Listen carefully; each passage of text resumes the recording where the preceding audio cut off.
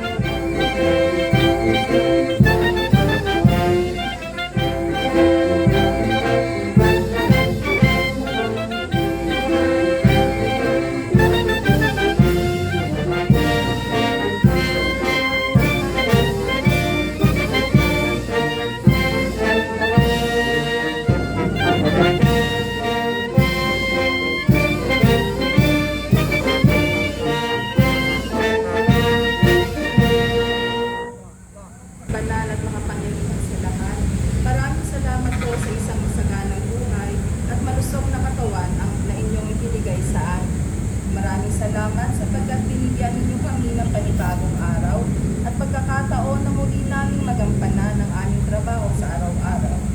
Dalangin po namin Ama, nagabayan ninyo po kami at ang aming pinagtatrabahuhan sa araw na ito. Tulungan mo po kami na may isakatuparan namin ng maayos, matagumpay at puno ng pagmamahal ang aming responsibilidad sa araw-araw.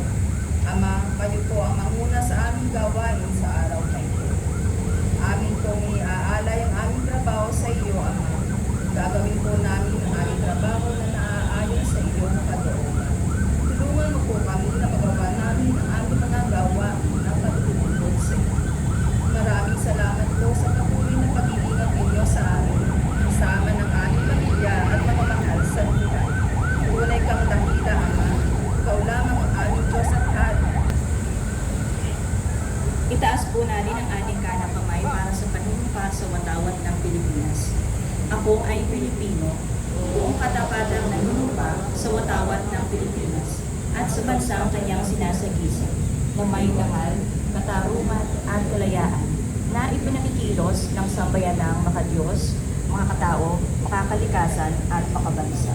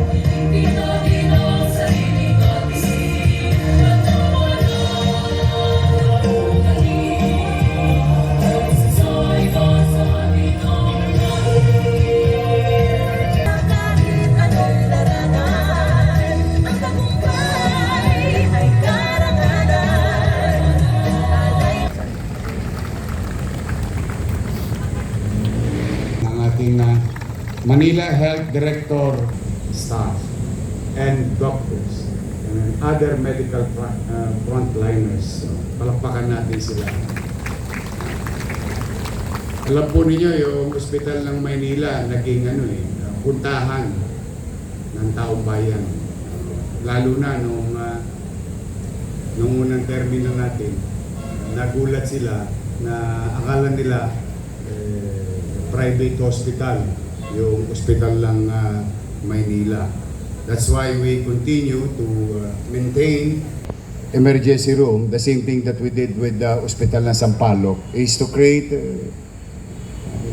I don't know what word I can use, viable or maaliwalas na working space for our medical frontliners and to our patients.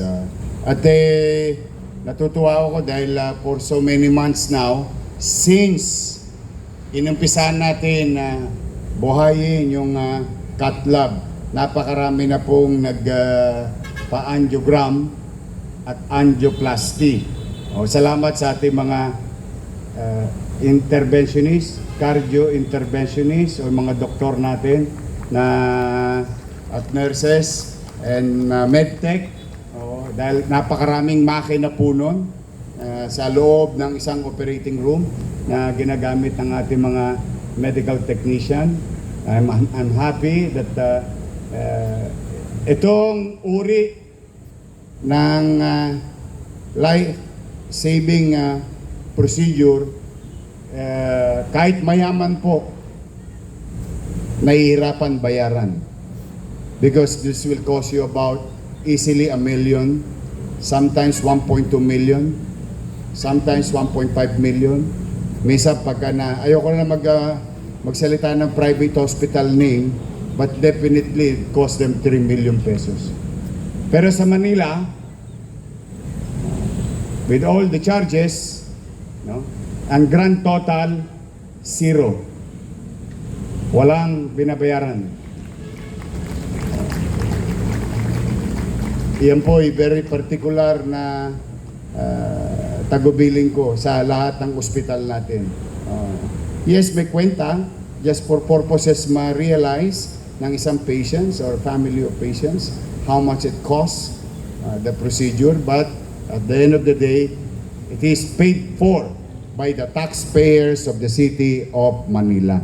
Yun po, galingan ninyo, tuloy-tuloy nyo lamang, and this is a proof or maraming patunay na kung saan ang inyong pamahalang lungsod ay patuloy na mamumuhunan sa MBN, Minimum Basic Needs, housing, education, healthcare, and jobs. And congratulations, Peso. Palakpakan natin yung mga taga-Peso. Nasaan yung mga taga-Peso? Ayun, squatter nga pala yun dun sa wala pa. But I'd like to congratulate them and commend them, providing opportunity during June 10, yung ating job fair. Apakaraming natanggap na trabaho. And I would like to special mention today, General Santiago and the men and women officers and non-commissioned policemen of Manila Police District. Congratulations to General Santiago. Last week, we apprehended a total of almost 2 million pesos of drugs in the city of Manila and jailed 3 personality in the city of Manila through the leadership of General Santiago. Palakpakan natin sila at 10 ng ating mga kapulisyan dito sa lungsod. Natutuwa ako dahil mas madalang pa sa pagpatak ng ulan ang nangyayaring di magaganda sa Maynila dahil sa visibility. That's why I have to give also credit to Chiang Kai-shek, FFCCCII for their donation. Because of those donations that you saw a few weeks ago, and these are now being utilized by our policemen, and especially si General Santiago. Ito lang yatang general na nakita ko araw-araw nasa kalsada. Hawa-hawa talaga, no? Nakakatuwa naman. I'm happy and proud of you, General Santiago, and to the men and women, uniformed personnel and non-uniformed personnel of Manila Police District.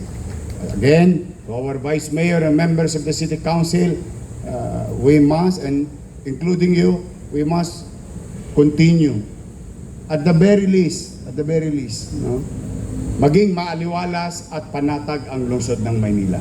Di baling ito'y luma, ngunit nako, hitik na hitik naman ito sa kasaysayan at istorya.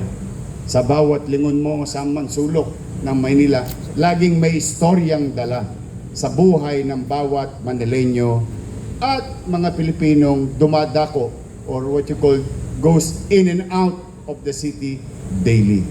So, the least thing that we can offer to our people, on top of the basic policy of the city and program of governance addressing MBN, is maging maliwalas, maging panatag ang pamumuhay sa lungsod.